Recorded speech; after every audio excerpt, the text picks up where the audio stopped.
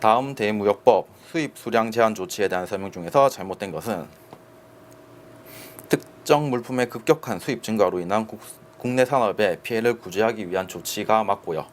그리고 국제적으로 세이프가드라고도 합니다. 그리고 무역위원회는 국내 산업 피해에 대한 조세 및 세이프가드 조치를 건의할 수 있고요. 정답은 3번이 되겠네요. 덤핑 방지 관세나 상계 관세보다 발동이 용이하다라고 되어 있는데, 덤핑 방지 관세 같은 경우에는 우리나라에서 무역위원회에서 조사를 하고 판정을 하는 경우 불공정 무역에 대해서 조치하는 내용이고, 세이프가드 그러니까 수입 수량 제한 조치 같은 경우에는 공정무역인데, 이러한 공정무역에 대해서 심각한 피해가 발생한 경우에는 마찬가지로 무역위원회에서 조사 그리고 건의를 통해서 이런 세이프가드 조치를 발동할 수 있는데, 그 불공정 무역에 대해서 구제를 하느냐, 또 공정 무역에 대해서 구제를 하느냐에 따라서 이게 구제하는 게 훨씬 더 차이가 나겠죠. 공정 무역이 훨씬 더 어려운 부분이고, 그리고 세이프가드 같은 경우에는 그 상대국 공정 무역을 했으니까 상대국과 무역 보상에 대한 협의를 또 진행해야 됩니다. 뭐 덤핑 방지 관세나 상계 관세 같은 경우에는 불공정 무역이었으니까 우리가 바로 관세를 부과하면 되는데, 그 세이프가드 수입 수량 제한 조치 같은 경우에는 공정 무역에 대해서니까 상대국한테 이거는 너무 피해가 심하니까 딴 걸 좀 할인해 주던가 이렇게 할게, 뭐 이런 식으로 보상에 대한 협의가 또 있어야 되기 때문에 발동이 훨씬 더 어렵죠. 그래서 정답은 3번이 되겠습니다.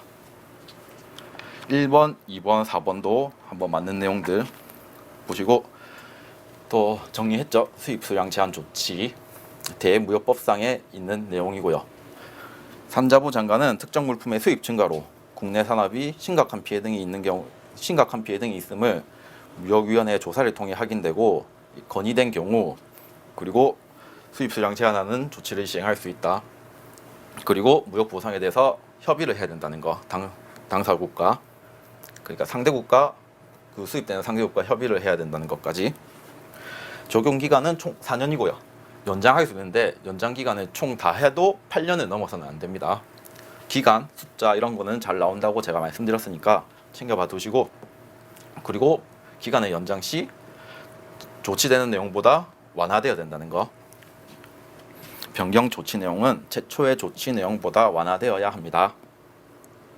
자, 이렇게 수입 수량 제한 조치까지 보셨고, 11번 대무역법의 위임, 위탁 규정에 의해 한국무역협회가 수행하는 업무로 잘못된 것은, 무역협회, 위임, 위탁 이런 부분은 제가 매해마다 강조드리고 있는 내용이기 때문에 여러분들 이런 것도 아까 긴 문제 같은 경우에는 천천히 정확하게 풀고, 이런 문제는 바로바로 풀 수 있도록.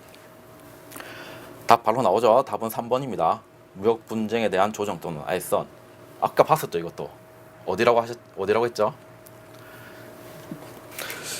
여러분들 잘 기억해 보시고, 무역협회는 무역업 고유 번호의 부여 및 관리, 그리고 전문 무역 상사의 지정 및 지정 취소, 수출입 통계 데이터베이스를 구축하기 위한 전산관리 체계의 개발, 운영을 하고 있습니다. 3번은 틀린 내용이고, 특히 무역협회에서 이런 부분들 헷갈리면 안 되는 내용입니다. 한국소프트웨어 산업협회랑 무역협회랑 하는 업무에서 정확하게 기억해 두시고, 분쟁 조정, 알선에 관한 사항은 대한상사중재원이 하고 있죠.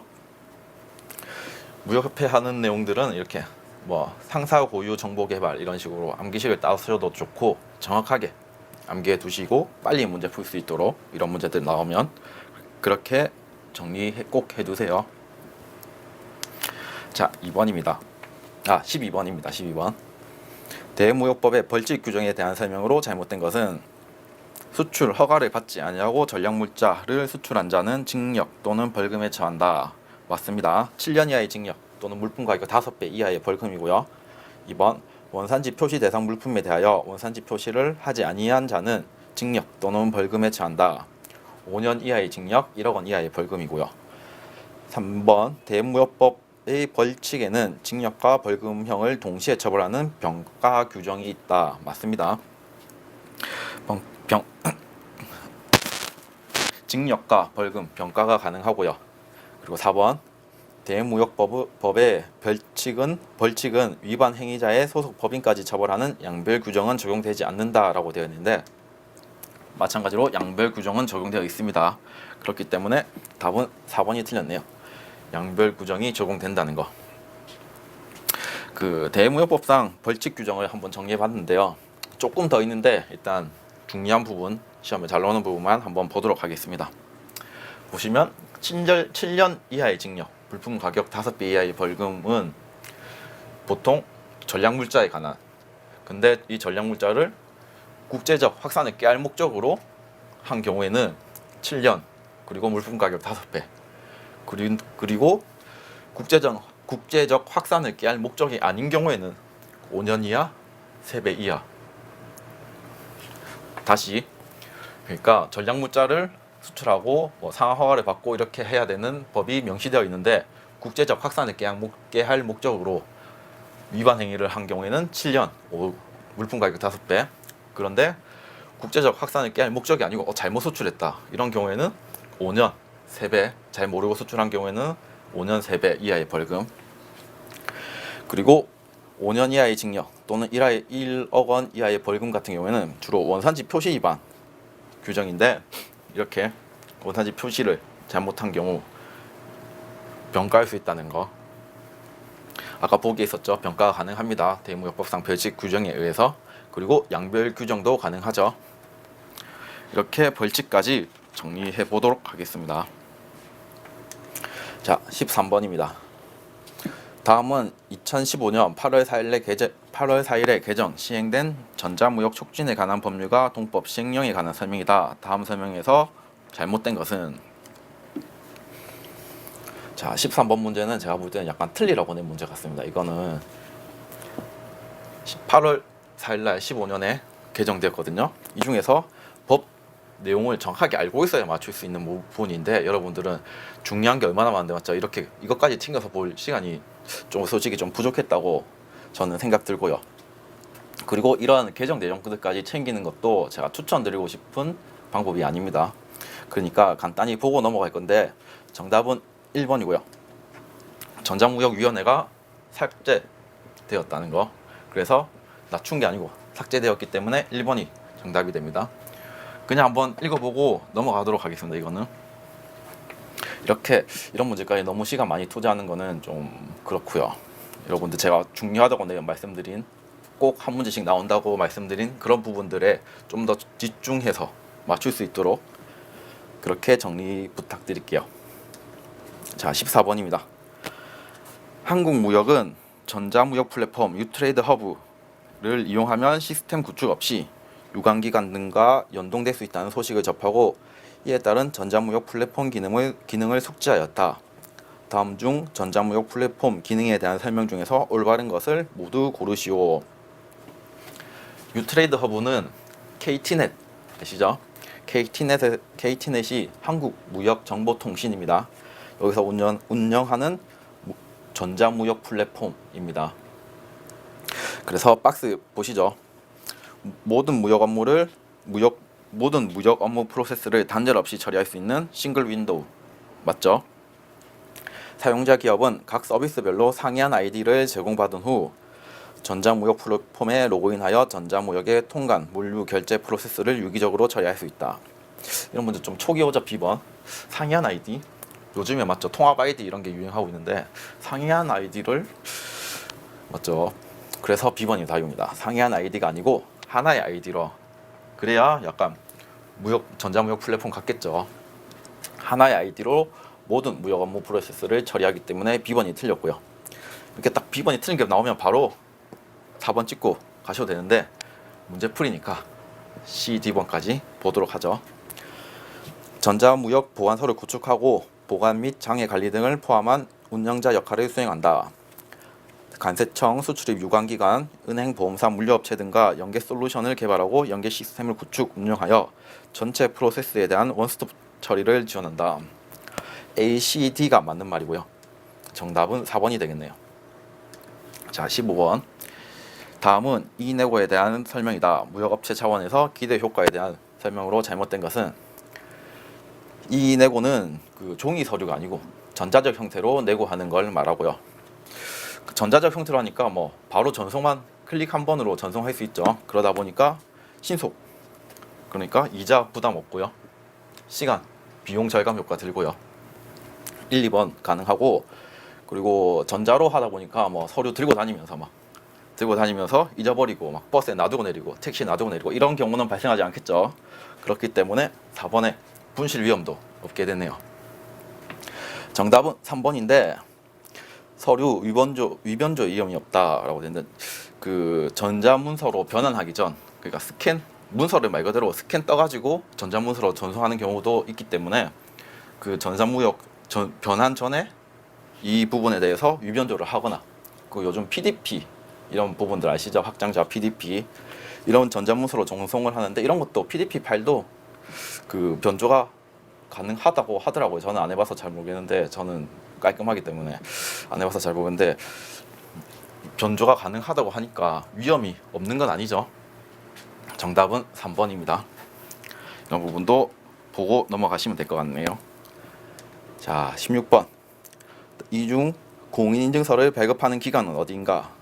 이런 거 보면 헷갈릴 수도 있겠는데, KTnet 여러분들, 전자무역 플랫폼, 유트레이드 허브, 싱글 윈도우, 그리고 연계 솔루션 이런 것까지 KT넷으로 답은 3번입니다. 자, 17번. 물품을 수출하거나 수입할 자는 관세청장에게 해당 물품의 수출입에 적용될 관세율표상의 품목분류 심사를 미리 요청할 수 있다. 이에 관련된 다음의 설명 중 잘못된 것은 1번 관세청장, 관세평가분류원장은 해당 물품에 적용된 품목분류를 심사하여 30일 이내에 신청인에게 통지하여야 한다. 맞습니다. 2번 통지를 받은 자는 통지 내용에 의문이 있는 경우 통지를 받은 날로부터 30일 이내 서류를 갖추어 재심사를 신청할 수 있고요. 품목분류 사전 심사를 신청하는 경우 반드시 견본을 제출해야 된다. 반드시 이런 거는 무조건 의심하라고 제가 말씀드렸는데, 반드시 의심하세요. 반드시 들어가는 거는. 정답은 3번이고요. 견본은 생략이 가능합니다. 일정한 경우. 그리고 4번까지 보죠. 품목분류를 심사하기 위하여 화학적 분석 등이 필요한 경우에는 분석 수수료 3만 원을 신청인에게 납부할 수 있다. 화학적 분석이 필요한 경우, 필요 없으면 3만 원 안 내도 되는데, 화학적 분석이 필요한 경우에만 3만 원 납부하게 할 수 있습니다. 정답은 3번이 되고요. 품목분류 사전 심사 내용입니다. 관세법상 심사해 줄 것을 신청할 수 있고, 30일 이내 신청을 받은 경우 통지해야 됩니다. 그리고 그 통지 내용에 좀 이상하다고 생각이 들거나, 아니면 관세청장이 심사하기 곤란한 경우에는 이를 통지하여야 되고, 그리고 통지를 받은 자는 다시 서류를 갖추거나 해서 30일 이내 재심사를 신청할 수 있습니다. 보기에 있었던 내용이죠. 그리고 제출 서류 등에 심사에 지장이 없고, 여기까지 음명쳐야 되는데, 심사에 지장이 없고 통관 시에 세관장이 확인할 수 있을 때는 견본을 생략할 수 있다는 거. 그래서 반드시 견본을 제출해야 된다는 게 아니라는 거. 정답은 3번이었습니다. 이원 숫자 기간 부분들까지 꼼꼼하게 한번 챙겨보시고, 품목분류 사전심사도 종종 출시되는 내용이거든요. 그렇기 때문에 정리해 두시고 18번 보도록 하겠습니다. 수입 품목 A에 대한 품목분류 및 관세율이 다음과 같다. 이에 대한 설명으로 잘못된 것은, 자, 850110의 1000번 기본관세 8% 이렇게 되어 있네요. 이 물품의 소호는 850110이다. 소호는 6자리. 앞에서부터 6자리입니다. 뒤에서부터 6자리 아니고, 그러니까 이까지 되겠죠. 850110이네요. 맞습니다. 이 물품은 85류에 해당한다. 앞에서부터 둘째, 뒤에서부터 둘째 아니고, 그러니까 85류. 자, 법적인 목적상 품목 분류는 각 류의 용어 및 주에 따라 분류함이 원칙이다. 이 부분이 틀렸는데요.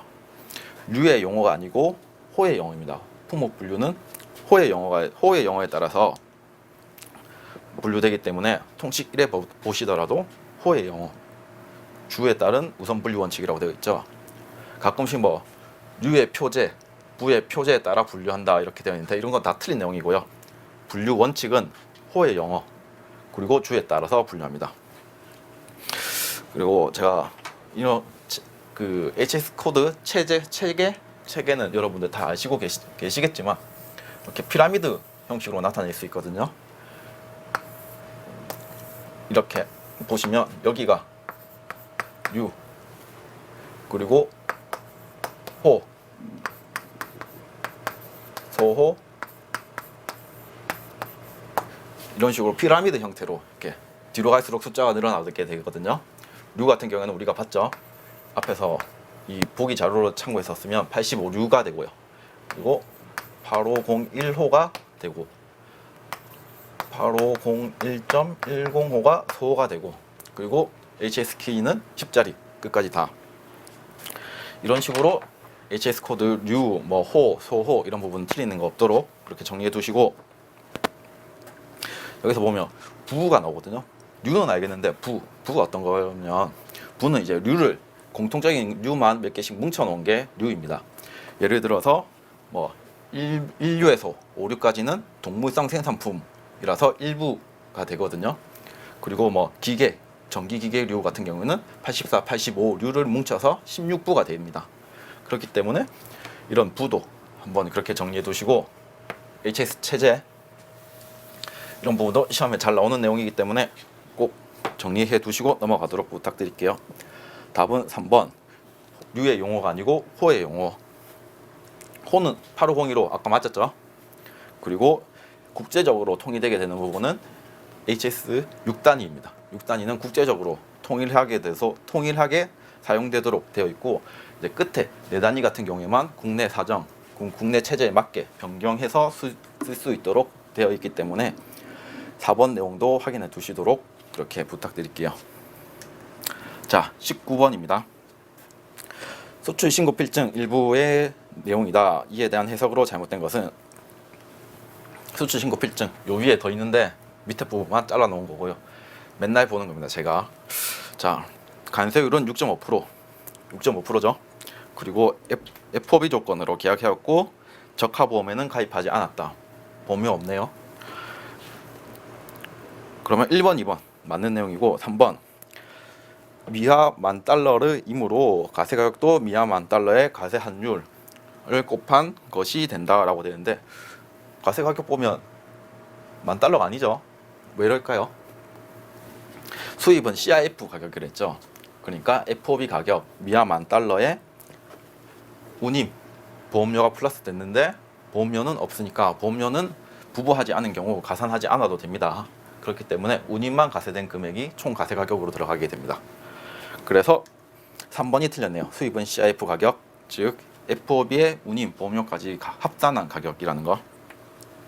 그리고 부가가치세 가세 표준 이렇게 되고, 정답은 3번. 자, 20번 보도록 하겠습니다. 다음 중 관세법상 가세가격 결정 방법에 1방법이 적용이 가능한 것은, 1방법은 최대한 여러분들 정리 많이 해두시고, 이거는 1방법의 적용 배제 요건에 대해서 나왔네요. 해당 물품을 자선용으로만 사용하도록 하는 제한, 특정 용도로만 사용하는 제한, 그리고 특정 인에게만 판매할 수 있도록 하는 제한은 그 제한이 1방법 적용 배제 요건으로 되는데, 특정 지역의 제한은 1방법 적용 배제 요건 중 처분 또는 사용에 따른 제한에 해당되지 않는 것으로 보기 때문에 정답은 3번이 틀렸습니다. 그러니까 지역을 제한하는 것은 일방법이 적용이 가능하겠죠. 자, 제가 말씀드린 일방법 적용 배제 요건이라고 합니다. 총 4가지가 있고요. 해당 물품의 처분 또는 사용에 제한이 있는 경우를 이쪽에서 쭉 이렇게 적어 놓고 있고요.